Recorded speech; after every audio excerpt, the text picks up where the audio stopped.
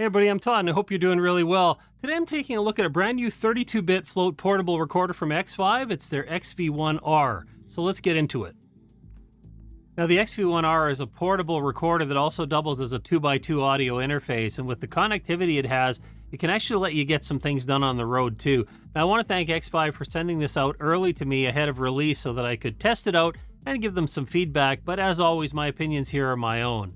Now I'm going to go through a number of audio tests with this. I'll show you all the features and functions, and then I'll give you my final thoughts. I'll take a look at the layout here of the unit, and it's really nice and well organized, I have to say. So it has a large display here, which is going to give us information about any recordings or playback we have going on, as well as allow us to go through the various menus. Now on the left-hand side, we have our headphone, in-ear monitor, or line output, as well as an up-down rocker for level control. On the right-hand side, there's going to be a power switch, and it's a slide and hold to power off and on, so you're not going to bump it too easily. But on the same switch, it also has a hold lock button, and that allows us to go ahead and lock it so all of the buttons are locked, so we don't accidentally make any changes. Now it also has a delete button, which is helpful when we're going through menus. We've got our slot for the SD card here. It's got a kind of a rubberized cover over it. You just open that up to change the card out and or you put it into a card reader, but you don't need to do that necessarily. It has a USB-C port on the bottom, and that's going to be useful for connecting this to the computer. You can load the files that are recorded on here directly onto the computer. It'll just show up in your file manager. And then also this can be used for an audio interface. So if we use a USB cable, it can be USB-C to C, USB-A to C. We can plug this into a computer and it will right away come up without the need for any extra drivers, and it'll show up as an audio interface with both playback and record options. Now on the front we have a number of hard coding buttons here. There is a home button which always takes us back to playback. If we put it into record mode, pressing a second time, it'll give us a red ring that shows us that it's actually recording. It's nice to have. There's a big stop button on the side here too at the bottom that makes it easy to do that. And then we have a mark button here as well, and that will leave just a cue mark that helps with synchronization after. And you can have this so that of course it'll place it on the recording that's here, but if you have this connected up to another source, say you have a cable going from the output here and you're going to connect that into a camera. Well, now if you're using this as your main audio and the camera sort of as a backup, well, for sync, it'll put the mark on both of those recordings, making it really easy to go ahead and sync that up later on in post. So nice to have that function. That also can be done automatically, by the way. Now in here we also have a menu control as well as 4 function buttons here. Now these function buttons will have a direct control over something as displayed on the screen. When we go into our menu, we have a number of options. We have a record menu, and in the record menu we can set several different profiles, and that's going to be different recording qualities, 24-bit, 32-bit, AAC, wave. And so it's going to give us a lot of those different types of profiles with everything kind of preset. We can of course customize all these things as well. There's also an effects section here which gives us a low cut filter, and the low cut filter has options here for 80, 100, and 120 Hertz, so that's really great to see. There's also a gate, and the gate control can either be off, -60, -48, or -36, so really good to have that as well. There's a compressor, and that's just simply an on-off, and a limiter, which is also an on-off. And again, all these controls are easy to get to because we have sort of the 4-way control center that a lot of us are used to from many different remotes. Of course, there's a big play button right here in the middle, and it's also a select button. Now in the menu, we also have, I'm just going to go back, we also have here a play menu, and in the play menu we can change the rate so we can go faster if we want to get through things quickly.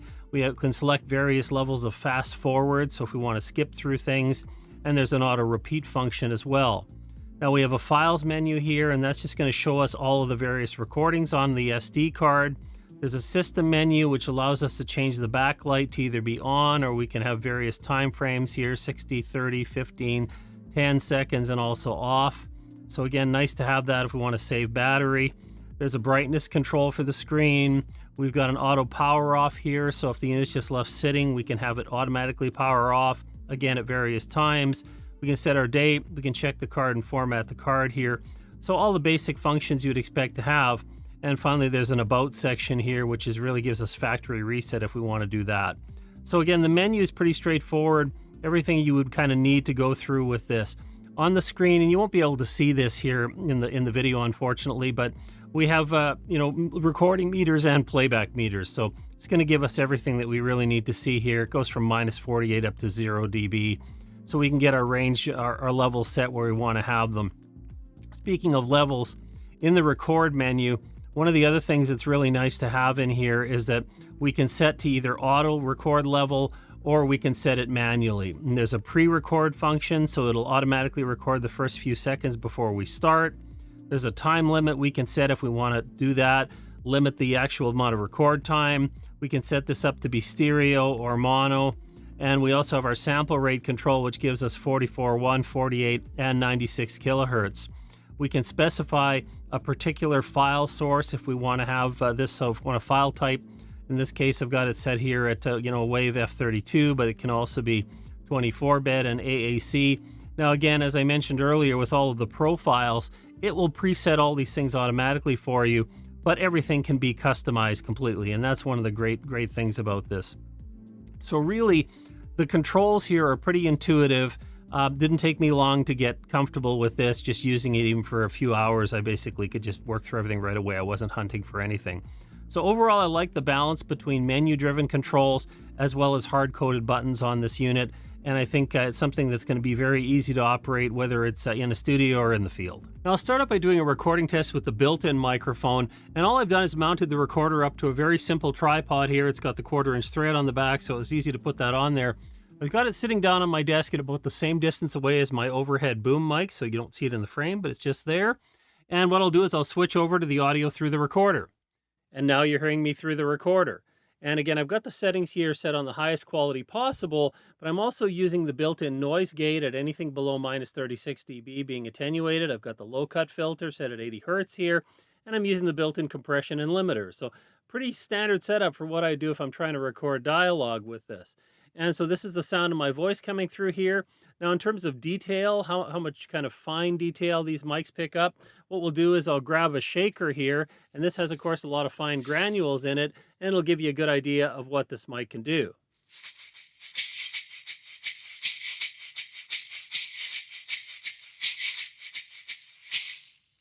Okay, and then for something a little more transient and percussive, I got a Cabasa here, so we'll just check that out.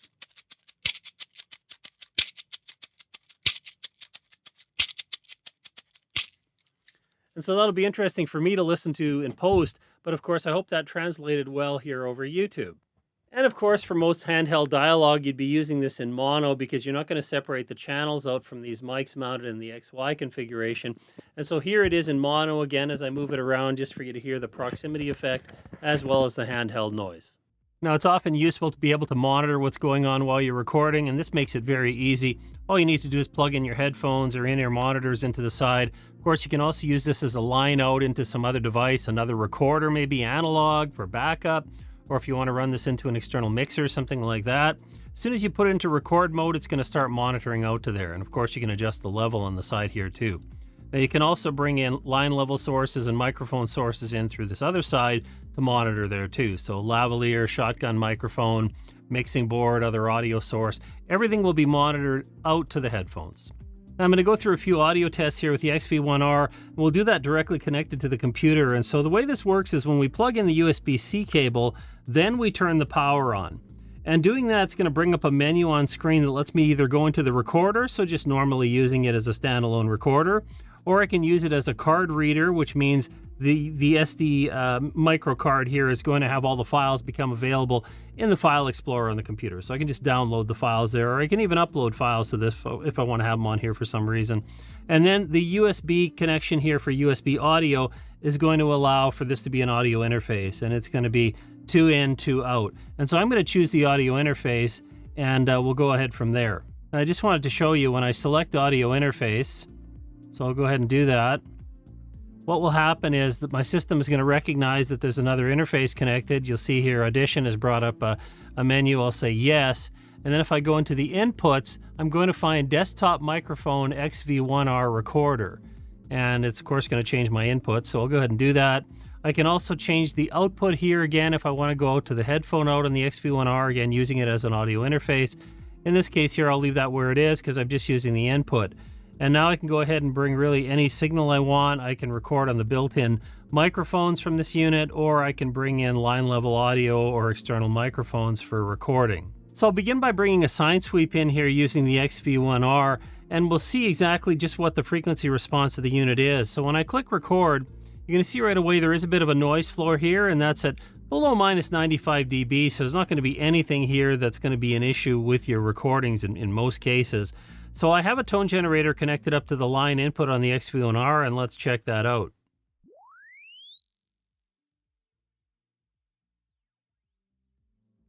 Now, I also recorded the sine sweep in from the tone generator using my Antelope Orion 32 Plus Gen 3, and so that's the graph you're looking at on the top here, and then the recording made through the Xvive is the bottom graph. And as you can see, there's really no material difference here. When we switch over to linear analysis, again, nothing really to see here. Now we'll go on to a comparison using music, and again, I'll record the music first in through the Antelope Orion, and then through the Xvive so you can hear the difference in both as I'm recording it, as well as look at the graphs afterwards.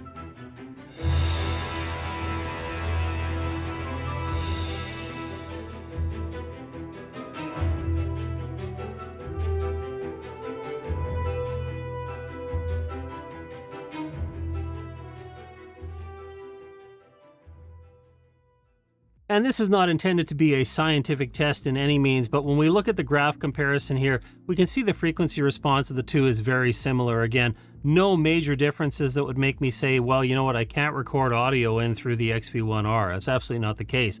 Now, of course, it will not have the same dynamic range. It's not like the Antelope Orion, but I just want you to see again how usable it is and have an audio point of reference for comparison. Now, to bring files directly from the Xvive instead of using the built-in micro SD card, it's just a matter again of connecting the USB-C cable, powering it up, and choosing card reader. Once you do that, you'll be presented with the files. Just go into the Xvive directory and you have the various recordings able to load onto your computer. And now that we've gone through a number of tests here, I'll give you my final thoughts on this portable recorder. And first of all, I have to say, you know what, it's lightweight, it's compact, easy to take with you anywhere.